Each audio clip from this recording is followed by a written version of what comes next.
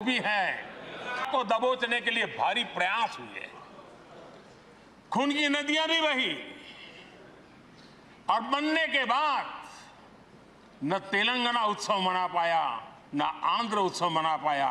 एक कटुता के बीज बो दिए गए।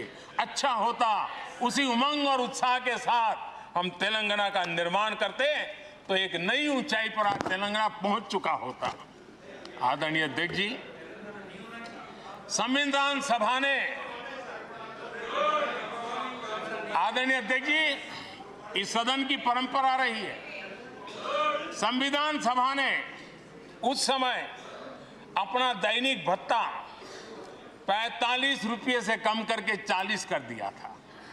उनको लगा हमें इसको कम करना चाहिए।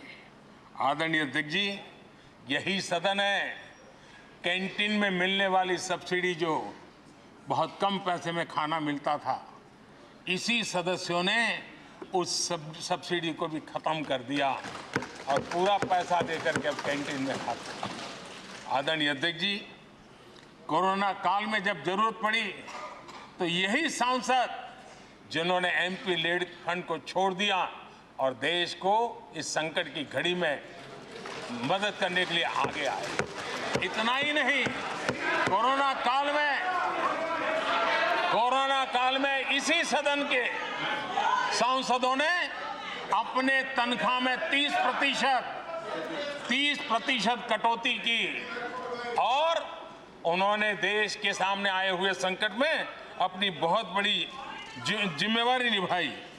आदरणीय अध्यक्ष जी, हम गर्व से कह सकते हैं, ये सदन में बैठे हुए लोग भी कह सकते हैं, हमारे पूर्वज जो सदन में बैठे थे वो भी कह सकते हैं कि हम ही लोग हैं जिन्होंने हम पर डिसिप्लिन लाने के लिए हमारे यहाँ जनप्रतिनिधित्व कानून में समय समय पर कठोरता बरती। नियम हमने ही लादे, हमने ही तय किया कि नहीं, जनप्रतिनिधि के जीवन में ये नहीं हो सकता। मैं मानता हूं ये जीवंत लोकतंत्र का बहुत बड़ा उदाहरण है और ये सदन ने दिया है, यही माननीय सांसदों ने दिया है और हमारी पुरानी पीढ़ी के सांसदों ने दिया है। और मैं मानता हूं कि कभी कभी उन चीजों को भी याद करना चाहिए। आदरणीय अध्यक्ष जी, हम जो वर्तमान सांसद हैं उनके लिए तो ये विशेष सौभाग्य का अवसर है।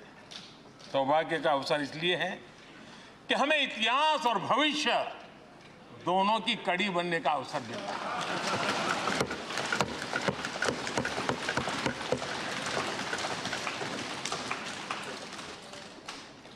कल और आज से जुड़ने का हमें अवसर मिल रहा है और आने वाली कल निर्माण करने का एक नया विश्वास, नया उमंग, नए उत्साह के साथ हम यहां से विदाई लेने वाले हैं। आदरणीय अध्यक्ष महोदय, आज का दिवस सिर्फ और सिर्फ इस सदन के सभी 7,500 जनप्रतिनिधि रह चुके हैं उनके गौरवगान का पल है। इन दीवारों से हमने जो प्रेरणा पाई है, जो नया विश्वास पाया है, उसको लेकर जाने का है। बहुत सी बातें ऐसी थी जो सदन में हर किसी की ताली की हकदार थी, लेकिन शायद राजनीति उसमें भी आड़े आ रही। नेहरू जी के योगदान का गौरवगान अगर इस सदन में होता है, कौन सदस्य होगा जिसको ताली बजाने का मन न कर जाए। लेकिन उसके बावजूद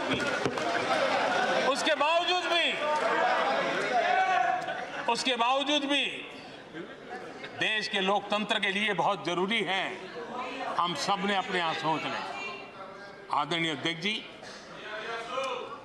मुझे पूरा विश्वास है कि आपके मार्गदर्शन में और इस अनुभवी माननीय सांसदों के सामर्थ्य से हम नई संसद में जब जाएंगे तो नए विश्वास के साथ जाएंगे। मैं फिर एक बार, आज पूरा दिवस आपने इन पुरानी स्मृतियों को ताज़ा करने के लिए दिया, एक अच्छे वातावरण में सबको याद करने का मौका दिया।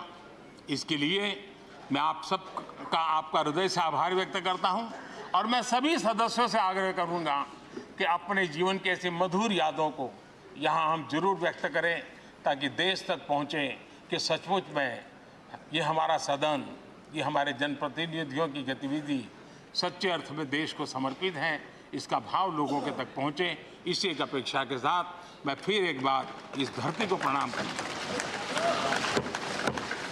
इस सदन को प्रणाम करता हूं।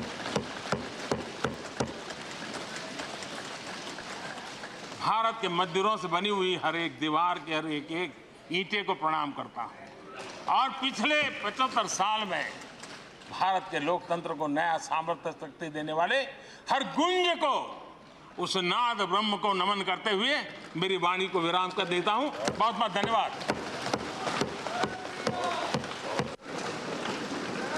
माननीय सदस्यगण, माननीय प्रधानमंत्री जी ने इस सदन की सीख, अनुभव, यहाँ की प्रेरणा, यहाँ की गूंज के बारे में व्यक्त किया है।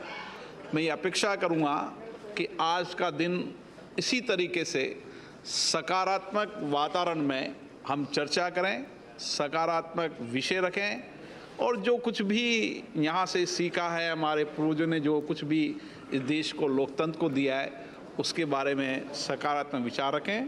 आप सभी को बहुत बहुत धन्यवाद। अधीर रंजन चौधरी जी। तो आप देख रहे थे लोकसभा से सीधी कार्यवाही, जहां संसद के विशेष सत्र का आज आगाज मोदी संबोधित कर रहे। शुरुआत में ही उन्होंने कहा कि कैसे जो ये आज का विषय रखा गया है 75